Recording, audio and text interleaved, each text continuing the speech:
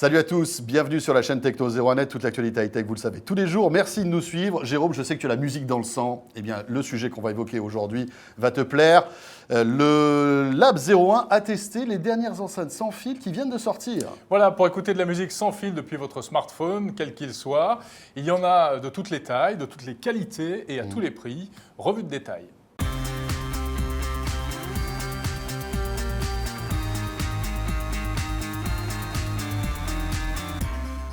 Donc ces dernières semaines, nous avons reçu 5 enceintes, des enceintes qui fonctionnent sans fil.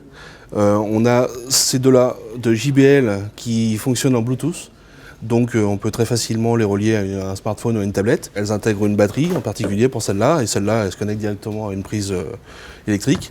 Les deux autres en particulier, comme la Bowers Z2 ou la Cocoon de Denon, ont plutôt vocation à rester dans un bureau ou dans un salon. La troisième, qui a un format un peu intermédiaire, a une batterie elle aussi, donc on peut la transporter aussi facilement. Le principal point fort de la dernière Bowers & Wilkins, la Z2, est d'intégrer un connecteur Lightning sur le dessus qui permet d'insérer très facilement les derniers baladeurs Apple, le dernier iPhone. Comme on peut l'entendre, le son est quand même de bonne qualité. Il y a des aigus, il y a des basses, il y a de la pêche, tout y est, c'est bien.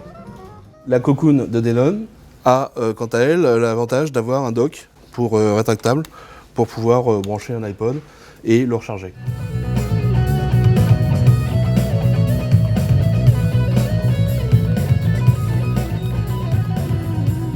La Cocoon de Denon offre un son d'encore meilleure qualité. Il est plus ample, il y a plus de basses, plus d'aigus.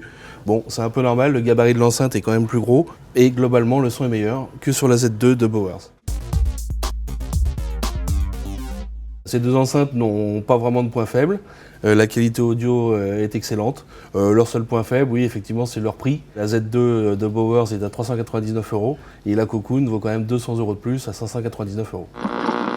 Avec ces deux modèles qui sont plutôt destinés à des bureaux ou à des salons, on a reçu 3 modèles qui sont plus mobiles. La JBL Soundfly a la particularité de fonctionner entièrement sans fil.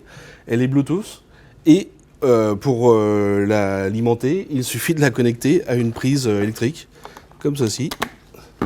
On peut la déplacer, la brancher dans un garage, dans une cuisine.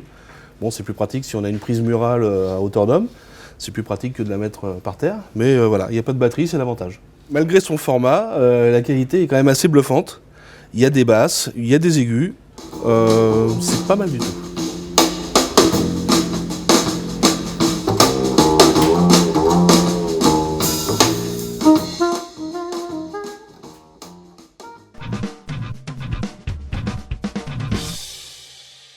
L'idée de cette JBL Soundfly est quand même intéressante.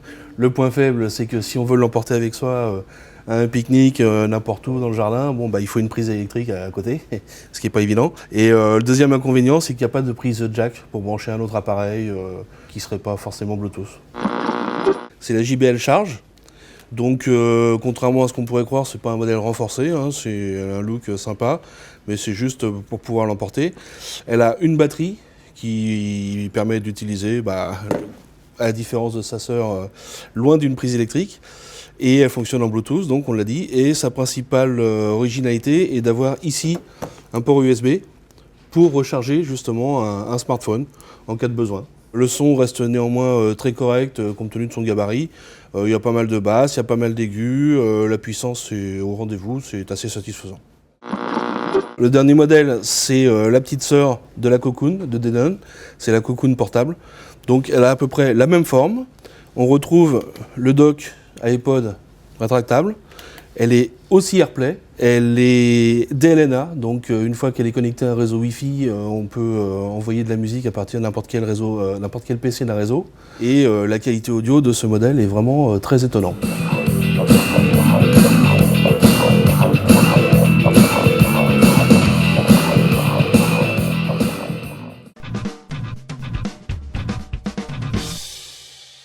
La Denon Cocoon portable offre un excellent son. Et il y a un deuxième point fort qui est quand même assez intéressant, c'est que via l'appli Cocoon, on peut configurer des web radios qui après sont accessibles directement à la télécommande. On se rend compte que les constructeurs démultiplient l'offre en matière d'enceintes sans fil. On a des petits modèles avec batterie, des modèles intermédiaires avec batterie, avec dock. On a des modèles qui peuvent rester dans des salons. La qualité audio dans l'ensemble est vraiment bonne. Le tout a l'avantage de pouvoir être piloté intégralement à partir d'applications qui sont généralement disponibles pour iOS ou pour Android. Et avec ces applis, on pilote tout, on a accès à ces fichiers. Et tout est vraiment très intuitif. Voilà pour ce petit round-up, comme on dit, des enceintes sans fil avec Xavier. Merci Xavier. Et on voit qu'il y en a vraiment pour tous les goûts. Ouais. Il va avoir du mal à les ranger chez lui quand même, toutes ces enceintes, hein, Xavier. C'est vrai, donc, que ce soit dans le domaine de la mobilité ou alors cette petite enceinte qu'on a vue qui se branche directement sur la prise de courant et qui donc reçoit du son en Bluetooth. C'est drôle parce qu'on a On l'impression voit que les constructeurs tout était dit ont plein d'imagination, Ouais. ce sujet. Encore plein de trucs à inventer.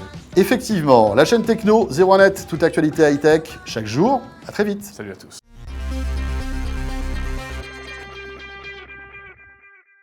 Shine bright like a diamond. Ah, j'adore. Shine bright like a diamond. Allez, Shine bright like a diamond. allez Octave.